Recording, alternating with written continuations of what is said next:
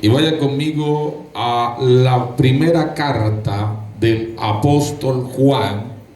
Primera carta del apóstol Juan, capítulo 2 de la primera carta del apóstol Juan. Si usted no tiene Biblia, hágase al lado de alguien que pueda compartir con usted la palabra del Señor. Primera carta del apóstol Juan, capítulo 2. Gloria al Señor. Cuando usted lo tenga, por favor me dice amén. Vamos a leer desde el versículo 1 en adelante. Si usted lo tiene, por favor, vamos a colocarnos en pie en reverencia a las Escrituras en esta mañana. ¿Ok? Dice la Biblia de la siguiente manera: hijitos míos, estas cosas os escribo para que no ¿qué? Aló, estamos aquí para que no ¿qué? Si alguno hubiere pecado, abogado ¿qué? Tenemos para con quién. ¿A quién? ¿El qué? Y él es la propiciación. ¿Por qué? Y no solamente por los nuestros, sino también por quién. Y en esto sabemos que nosotros le conocemos, si guardamos sus. El que dice yo le conozco y no guarda sus mandamientos, el tal es que, y la verdad no está en él. Pero el que guarda su palabra, en este verdaderamente el amor de Dios se ha ¿qué? Perfeccionado. Por esto sabemos que estamos en quién. El que dice que permanece en él debe andar como quién. Hermanos, no escribo mandamiento nuevo, sino el mandamiento que habéis tenido desde el principio. Este mandamiento antiguo es la palabra que habéis oído desde el principio. Sin embargo, os escribo un mandamiento nuevo, que es verdadero en él y en vosotros, porque las tinieblas van pasando y la luz verdadera ya alumbra. El que dice que está en la luz y aborrece a su hermano, está todavía en tinieblas. El que ama a su hermano permanece en qué, y en él no hay qué. Pero el que aborrece a su hermano está en qué, y anda en qué, y no sabe a dónde, porque las tinieblas le han qué. Os escribo a vosotros, hijitos, porque vuestro pecado ¿qué? ¿Ha sido qué? Os escribo a vosotros, padres, porque conocéis. Os escribo a vosotros, jóvenes, porque habéis ¿qué? Os escribo a vosotros, hijitos, porque habéis conocido ¿a quién? Os escribo a vosotros, padre, porque habéis conocido al que desde el principio os ha ¿qué? Escrito a vosotros, jóvenes, porque sois ¿qué? Y la palabra de Dios permanece en ¿qué? Y habéis vencido ¿a quién? No améis ¿a quién? Ni las cosas que están ¿dónde? Si alguno ama ¿a quién? El amor del Padre no está en ¿quién? Porque todo lo que hay en el mundo, los deseos de ¿qué? Los deseos de ¿qué? ¿Y la vanagloria de qué? No proviene de quién, sino de quién. ¿Y el mundo qué? Y su deseo.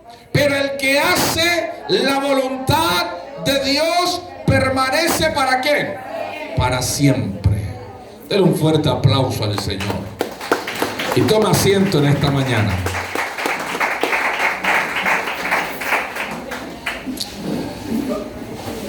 Y quiero en esta mañana predicar bajo el tema advertencias del apóstol Juan. Diga conmigo, el apóstol Juan nos advierte. No, abra la boca, diga conmigo, el apóstol Juan nos advierte. Si no ha desayunado, para prepararle un chocolate que se lo dé para que tome energía. Pero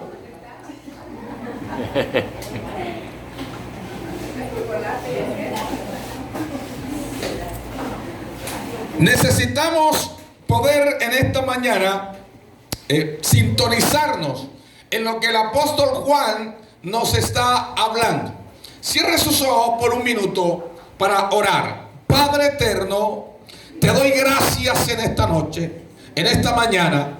Gracias por cada vida que se dispuso a llegar a este lugar, a tu casa, a recibir, a escuchar tu palabra.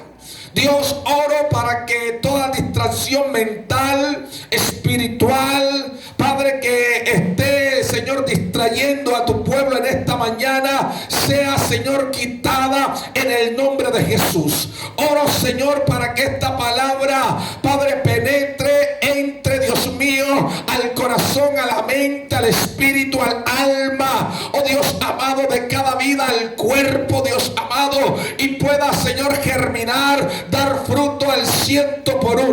Dios, declaro en esta mañana que por esta palabra, Dios mío, afirmamos más nuestros pies en tus caminos, oh Dios de gloria, oh Dios, y cada día, Señor, nos apartamos más del mundo y de las cosas de él, Señor.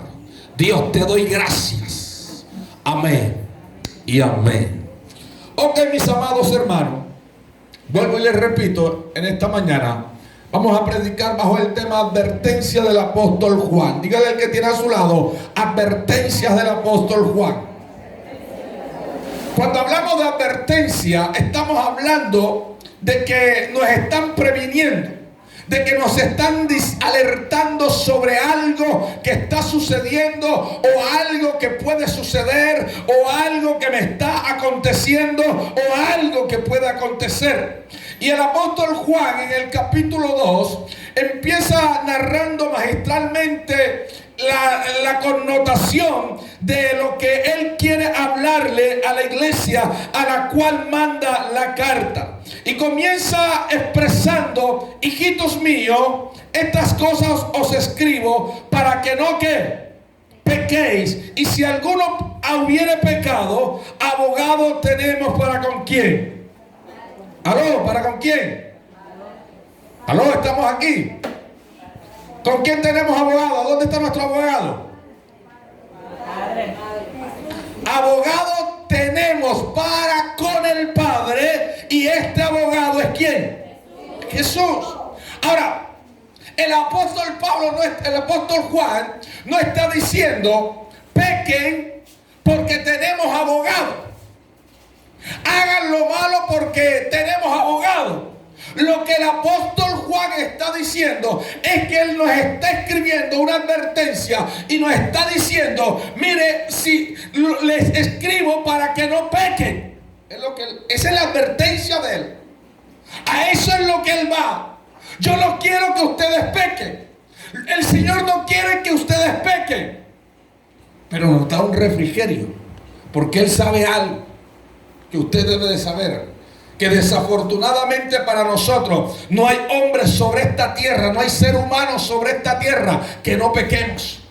Y entonces el apóstol Juan dice: y si alguno, pero si alguno ha cometido una falta, si alguno ha cometido un pecado, si alguno ha cometido algo dañino, destructivo delante de Dios, hay un abogado. Yo pensé que se iba a alegrar. Hay un abogado. Y ese abogado es Cristo Jesús.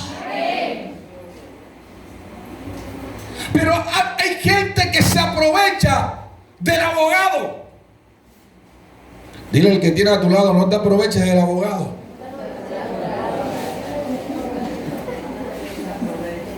Nuestro abogado es bueno. Él nos ama. Él quiere lo mejor para nosotros. Pero también dice que es juego consumidor.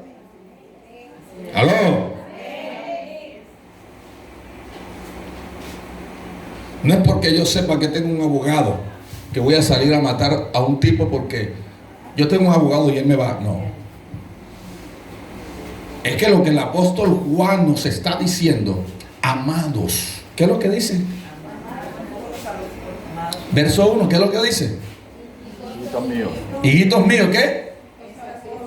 Estas cosas os escribo para que ¿qué? No pequen. O sea, la advertencia es no pequen. Dile al que tiene a tu lado, no peques. Dile al que tiene a tu lado, el pecado es maldad. Y cuando tú lo haces con conciencia, es todavía peor. Aló. Porque hay cosas que hacemos que de pronto es pecado, pero uno no lo planeó, no lo planificó. Por ejemplo, usted viene con su esposa a un chin-chin y usted le gritó, ella le gritó. Eso está mal. Eso no es correcto. Pero usted no planificó en la mañana, hoy voy a gritar a mi esposa y le voy a decir hasta de qué mal voy a morir. Se dieron las cosas desafortunadamente. Usted le dijo, ella se dijo, hubo un problema, está bien. Usted una vez entendió que lo que hizo fue malo. Fue donde la persona le pidió perdón. Pero va a Cristo y le pide perdón. Tenemos un abogado. Pero otra cosa también es que usted... la hermana Eve está vendiendo las empanadas. Hermana Eve, 2 empanaditas, luego se las pago. Y ya tiene 2 meses y no la paga. Y 2 más. Ay, ya usted está ordeñado. Ya usted está ordeñado. Eso me está diciendo que está ordeñado. Cambian de calle. Cuando nosotros entendemos que el abogado que tenemos nos ama, quiere lo mejor para nosotros, está dispuesto porque quiere que entremos a la presencia del Padre, porque quiere que estemos en esos lugares preciosos preparados para nosotros, pues nosotros lo que hacemos es abstenernos a no pecar. Levante las manos. ¿A cuánto le gusta pecar?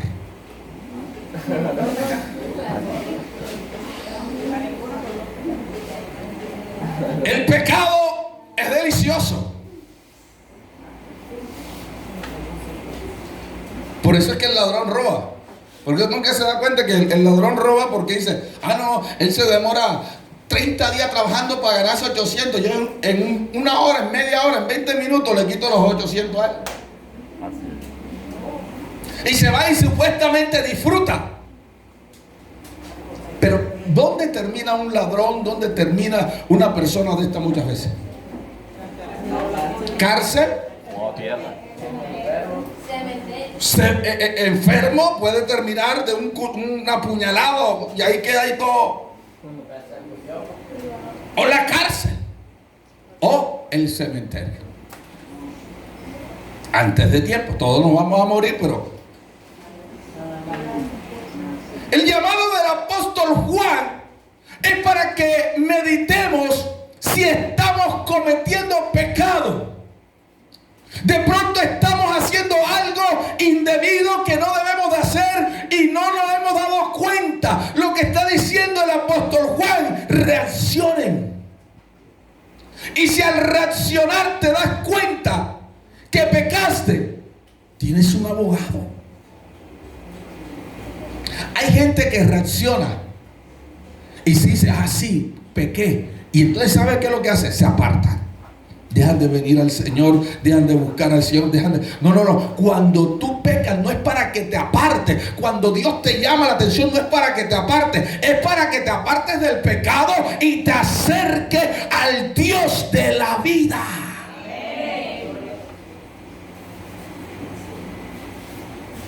que acercarnos es a Dios. Es a Dios que tenemos que acercarnos. Si usted pecó, reconozca su pecado, pero no se aparte de Dios. No deje de venir a la iglesia. No deje de orar, porque empeora las cosas. Es que me da pena. Es que Dios, ¿qué va a pensar? Ya te dio pecado. ¿Eso qué? Y entonces sigue pecando, pero no cambia. No. Si pecamos, reaccionemos. Reconozcamos que hemos pecado. Reconozcamos lo malo que hemos hecho y devolvamos el cassette y coloquémonos en el lugar correcto donde Dios quiere que estemos. Y no dejemos de buscar de Dios, porque la Biblia dice: lejos de mí. Cuando usted está en pecado y usted se aleja de Dios, lo que va a hacer es seguir practicando el pecado, porque usted no va a escuchar lo que le estoy diciendo. Y ese es el problema del pecado, porque el pecado lo que hace es alejarnos de Dios, porque Él no quiere escuchar la palabra de Dios, porque la palabra de Dios le exhorta, edifica al pecador, y cuando tú vienes, de pronto reacciona. Escuchaba el testimonio de alguien que le dijo a alguien, lo estaba invitando constantemente porque le gustaba el trago y vivía borracho. Y le dijo, ese día el hermano llegó y le dijo: te invito a la iglesia. Estaba borracho. Y le dijo: si me compras una botella de aguardiente, voy a la iglesia. Y el hermano le dijo: listo, ok, yo te la compro. Vamos a la iglesia. Y el hombre vino a la iglesia. Y en medio de la alabanza, la palabra, cuando se estaba predicando, el hombre empezó a ser quebrantado, empezó a llorar. Y cuando terminó el culto, le dijo: yo no quiero más trago. Yo no quiero más licor. Yo quiero cambiar mi vida. Por eso es mejor un pecador aquí adentro que un pecador allá afuera. ¿Me está entendiendo? Mejor un pecador acá en la casa de Dios que escuche la palabra, porque cualquier día la palabra lo toca y se arrepiente de su pecado y se vuelve a Cristo Jesús. Entonces mejor. Por eso usted no critique si usted ve a alguien que llega a la iglesia todo 3:15. Déjelo. Es mejor que esté aquí. Algo le habla a Dios.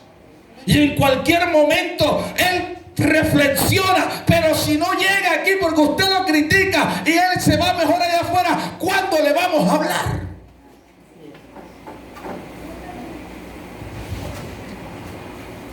El homosexual que entra y sale, déjelo. Cuando llega a la iglesia y usted está a su lado: padre, ora, padre, tócalo, padre, que se arrepienta, padre, ahí está orando usted delante, ahí al lado de él. Algún día se arrepiente. Pero es mejor que esté aquí escuchando la palabra. Algo hace Dios en él.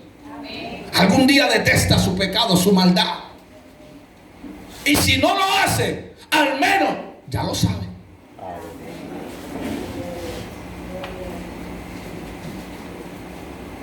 Entonces el apóstol Juan lo que nos está advirtiendo es que no pequemos. Nos está diciendo: no pequen. El pecado es destructivo, dañino, daña hogares, daña familia. El pecado daña personas, vidas. Dígame un pecado. Dígame un pecado que usted se acuerde de algo, un pecado. Adulterio. ¿Sabe lo que hace el adulterio? El adulterio daña familias. Marca familias. Es destructivo, dañino, enfermizo. ¿Qué otro pecado? La mentira. Es un pecado que todavía en la casa de Dios, los hijos de Dios, muchos tienen.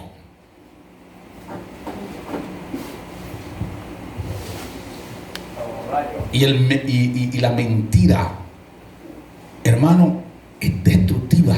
Porque para usted sostener una mentira, usted dice una mentira hoy de algo, y para usted sostenerla tiene que decir mañana otra mentira, y para sostener esa otra mentira, y para sostenerla, para que no se le caiga, tiene que vivir de mentira en mentira, hasta que ese edificio de mentira que usted creó, ¡pum! Mi mamá decía o dice: más rápido se coge un mentiroso que un ladrón.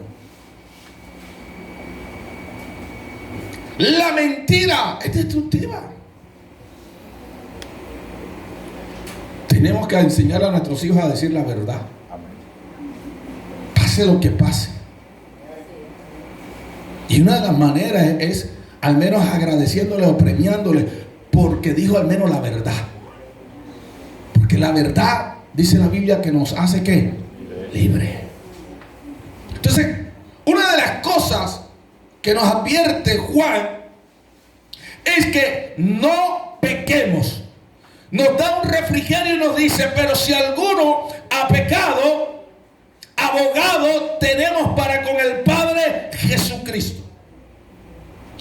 El verso 2 nos dice: Él es la propiciación por nuestros pecados, y no solamente por los nuestros, sino también por los de todo el mundo. Dile al que tiene a tu lado: Cristo murió por ti. Vamos, dile al que tiene a tu lado: Cristo murió por ti, pero también murió por el resto del mundo. Porque a veces nosotros los cristianos nos creemos que solamente Cristo murió por nosotros. No.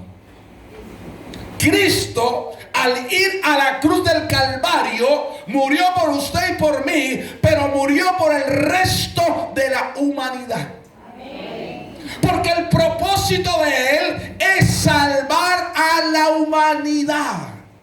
El problema es que esto es de aceptación. Es decir, la salvación es gratis. Nadie tenemos que hacer nada por ella. Pero tú tienes que aceptarla y vivir en la santidad o en el propósito que tiene la salvación. Es decir, si usted se va para Estados Unidos, usted tiene que empezar a cumplir normas norteamericanas, no colombianas. Ya usted tiene que olvidarse de esto aquí. Usted tiene que empezar a cumplir las normas de Estados Unidos, porque usted está viviendo allá. Así es la salvación.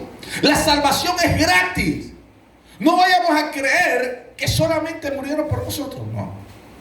Por eso hay muchas personas allá afuera que están esperando que usted y yo prediquemos la palabra para que la salvación pueda llegar a ellos, para que el mensaje del evangelio pueda tocarlos, para que la palabra pueda llenar sus vidas y ellos puedan venir al arrepentimiento y el reconocimiento de sus pecados y puedan aceptar a Jesús como Señor y Salvador. No vaya a creer usted que solamente nosotros somos por lo que Cristo fue a la cruz. No. Allá afuera hay una cantidad de gente por la cual Cristo murió. Allá hay pastores, evangelistas, misioneros, predicadores, apóstoles, profetas que todavía no se han convertido. Por eso el apóstol Juan hace y recalca y advierte esto, que Cristo murió por nosotros, pero también por los pecados de todo el mundo.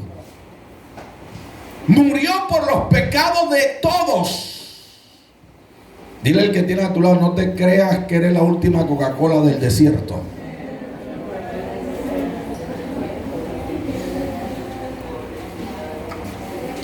No somos nosotros las últimas Coca-Cola. No, hermano. Cristo murió por la humanidad. El verso 7, verso 3.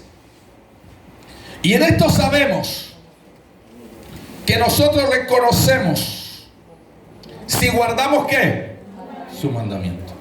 ¿Cómo conocemos a un creyente de verdad? ¿Cómo se conoce a un hombre, a una mujer de Dios de verdad? ¿Cómo se conoce a alguien que realmente está viviendo en la salvación?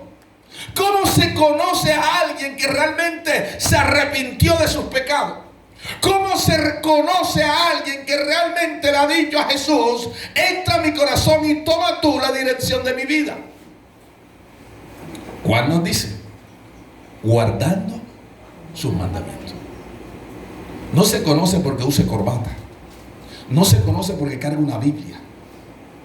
No se conoce ni siquiera porque hable en lenguas o sane enfermos. Se conoce porque esa persona está dando fruto del Espíritu, guardando los mandamientos, o en otras palabras, la palabra del Señor. Usted conoce a un verdadero cristiano porque ese cristiano está viviendo la palabra, la está guardando. Porque si la Biblia dice que no debes de ser chismoso, ¿qué debe hacer el creyente? ¿Cuántos cristianos chismosos hay aquí? Se fueron los chismosos.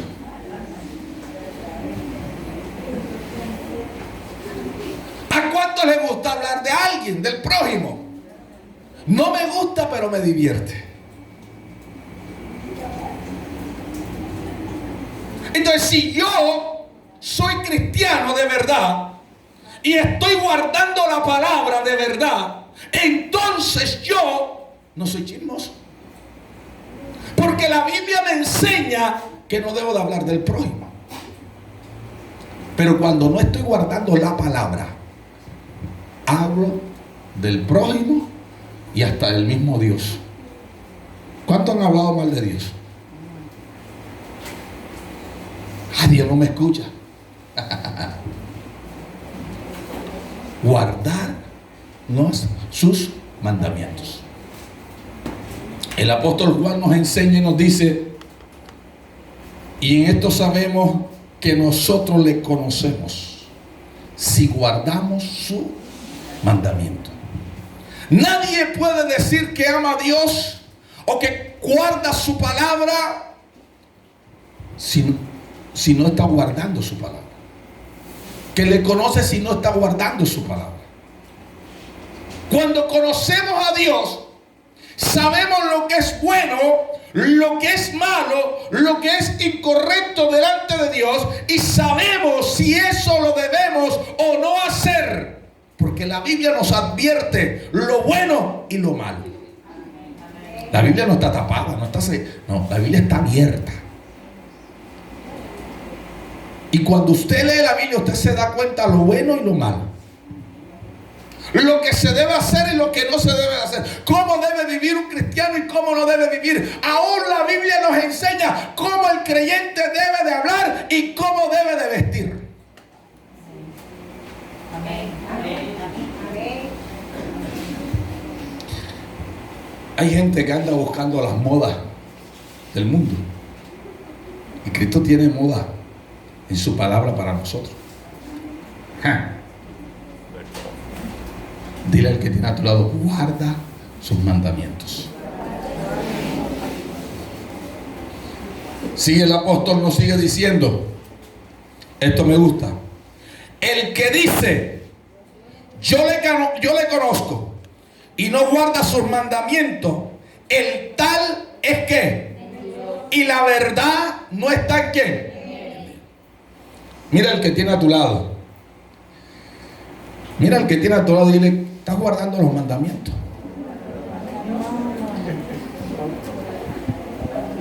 Yo le hago una pregunta.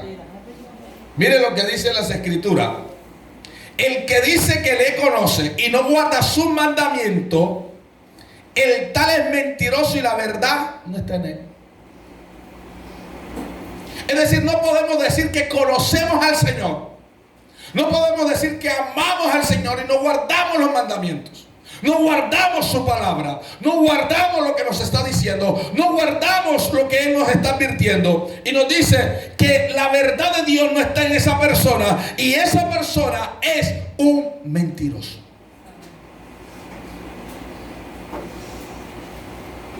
Si tú hablas del hermano, si tú hablas de tu prójimo y tú dices que amas a Dios, estás equivocado. La Biblia te dice que eres un mentiroso. Si tú no oras, la Biblia dice que debemos de orar sin cesar. Si tú no oras, tú eres un mentiroso. Aló. Y eso quiere decir que la verdad de Cristo no está en ti. Si tú no lees la palabra, cuando la Biblia nos dice escudriñar las escrituras, y tú no lo haces, entonces tú eres un mentiroso. Si tú no te congregas regularmente como tienes que congregarte, sino que un domingo te quedas en la casa lavando, planchando, donde la Biblia nos dice no te dejes de congregar más, como algunos tienen por costumbre, y más cuando vemos que el día del Señor se acerca. Entonces la Biblia nos dice que somos mentirosos, porque no estamos guardando su palabra. Tú tienes que aprender a guardar. Guardar es cumplir. Guardar es atesorar lo que Dios está demandando de nosotros. Guardar es poder hacer la voluntad del Padre en nuestra vida. Guardar es hacer lo que Él demandó de parte de nosotros para que se cumpla su palabra en cada uno de nosotros.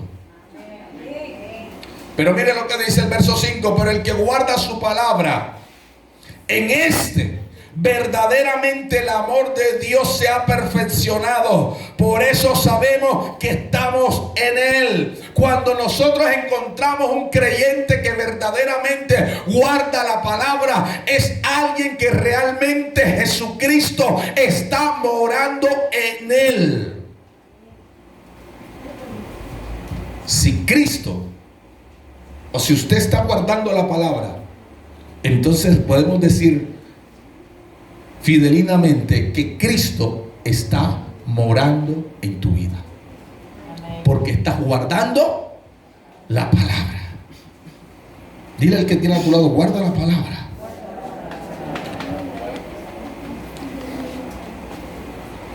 Y termina diciendo en esta parte, dice: el que dice que permanece en él debe andar como ¿qué? Como él andó. ¿Cuántos vieron a Cristo hablando mal del prójimo? ¿Cuántos vieron a Cristo pasando el tiempo y no orando? ¿Cuántos vieron